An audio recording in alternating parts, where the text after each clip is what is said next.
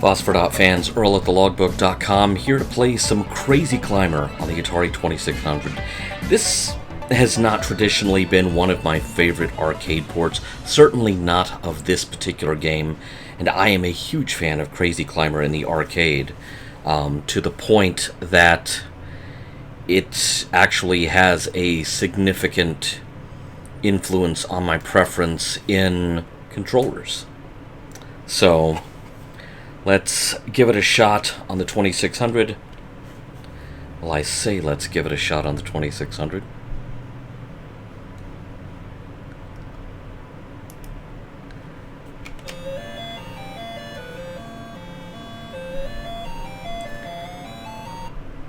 Alright. Now, with this game, it's kind of like the opposite of track and field, where you jiggle the joystick left and right mercilessly, or Activision Decathlon. This one, you are moving the joystick up and down. Now, you do have some lateral options, but basically those are to get you out of trouble in a pinch.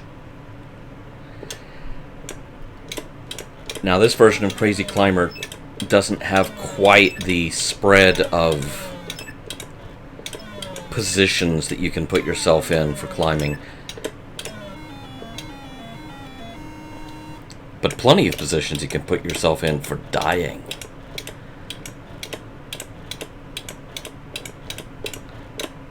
Oh, wasn't paying attention there. The object is to keep yourself from getting into a position where a window is going to close on your hands, since your hands and your fingers are all that are keeping you perched on this building. It's also a good idea if you have residents of the building or a pesky bird that's run out of cars to poop on in the parking lot. Good idea to keep your hands above you as much as possible, because that offers you a little bit of protection. If a flower pot or a bird poop hits you in the head, you've had it. You're done for. And you may occasionally just have to straight up pause. And, yes, there's a timer counting down. The final count of which has to do with your level clearing bonus. That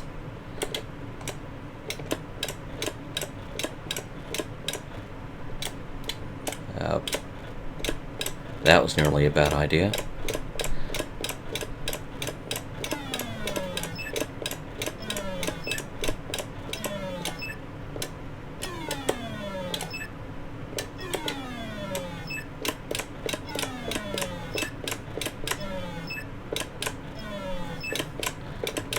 Oh! Yep, see, I didn't have my hands above me, so that flower pot hit me in the head and doomed me.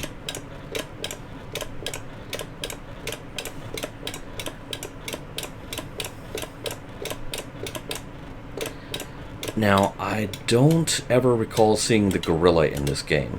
About this point in the arcade game, there is a gorilla that just kind of magically teleports between the two sides of the building and will reach over and knock you off. I should play the arcade game at some point, but I'll have to get the big controller in here for that. Okay, we've almost made it to the top of the building.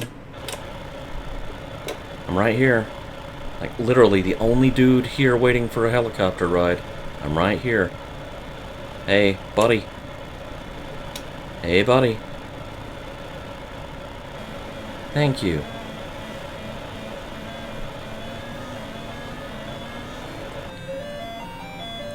Alright, level 2.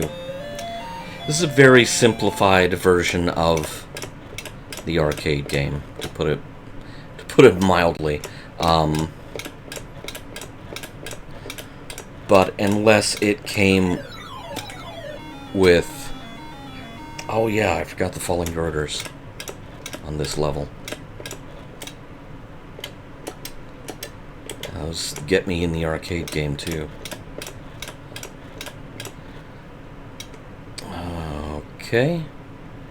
Waiting for a window to open.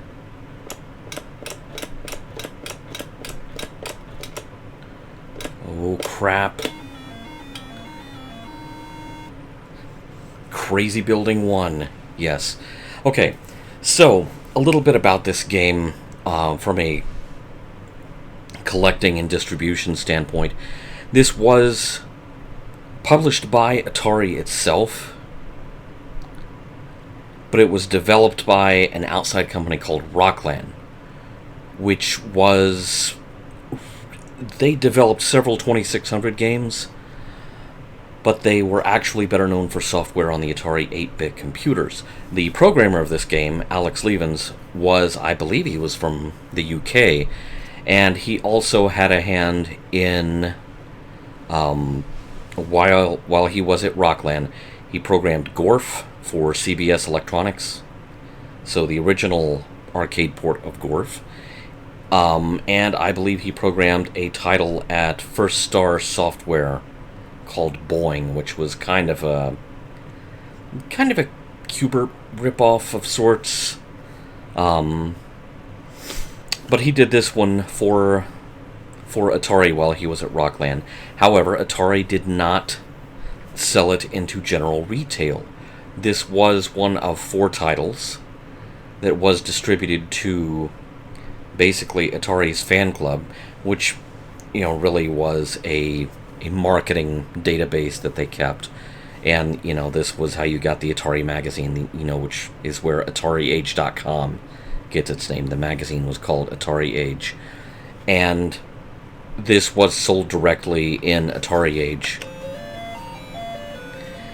and did not wind up in stores. However, some remaining stock that was not sold to Atari Age may have made it out into the retail world, especially as Atari was clearancing out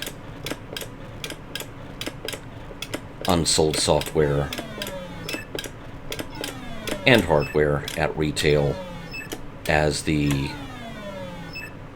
2600 was... See, it's just bouncing off my hands. As the 2600 was nearing the end of its retail life. So this may have made it into stores that way, strictly in a clear the warehouse sense. It's pretty rare to find this on an actual cartridge. I don't have a cartridge. I'm playing this in an emulation, obviously.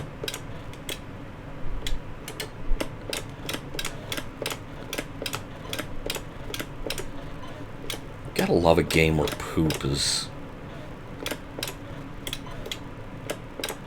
a thing that not only happens, but it is a threat to you.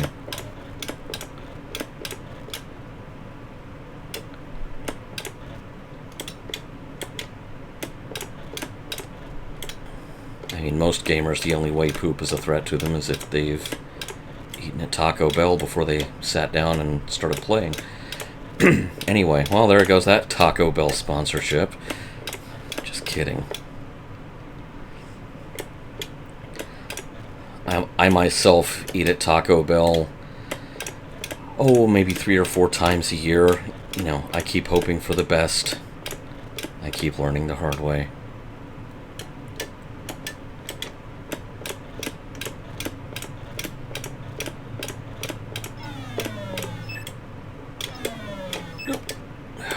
That was close.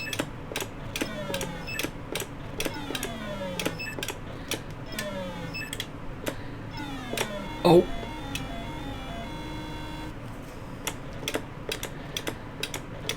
Now you have to keep in mind that before the NES came along, this was... Well, there was an NTEX handheld. One of those, with little LED screens.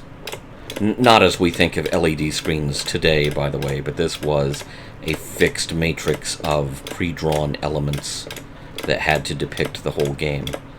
So there was a battery-powered handheld of Crazy Climber, but outside of that, this was the only way to play Crazy Climber at home until the really not the NES, the Famicom. Because I don't think Crazy Climber was published for the NES. Dude, I'm right here. Yes. Thank you. Really wonder how many other people that helicopter pilot sees sitting there waiting for a ride. Or indeed, why he's hanging out up there at all. I mean, what's the storyline here? The original game was published by Nichibutsu in Japan.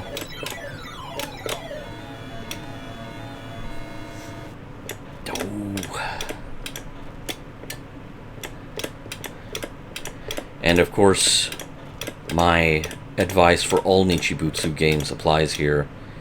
If you have a Nichibutsu, you should scratch it.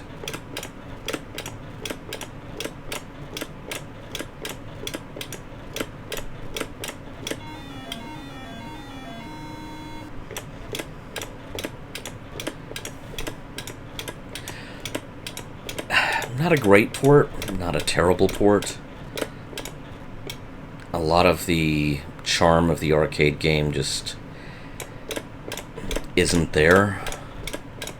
The very basic gameplay is. It kind of makes you wonder if maybe this wouldn't have been an occasion for the programmer or developer in question to say, you know what, we can't really make a Crazy Climber out of this, but we could make something else out of it. You know, kind of a Yar's Revenge situation, because that game started as an assignment to port Star Castle to the 2600.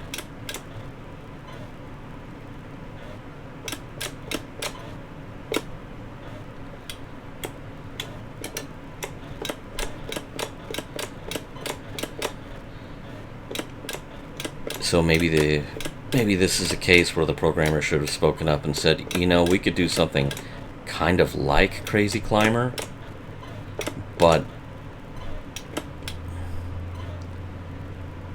we are landing far enough away from the full Crazy Climber experience that maybe we should call it something else.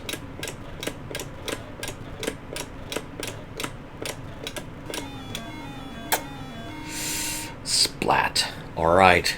Crazy Building 1, you bet it is. Thanks for watching. Crazy Climber for the 2600. Okay, as arcade ports go. There's probably a reason this wound up as a fan club only release and didn't wind up at retail. Just saying.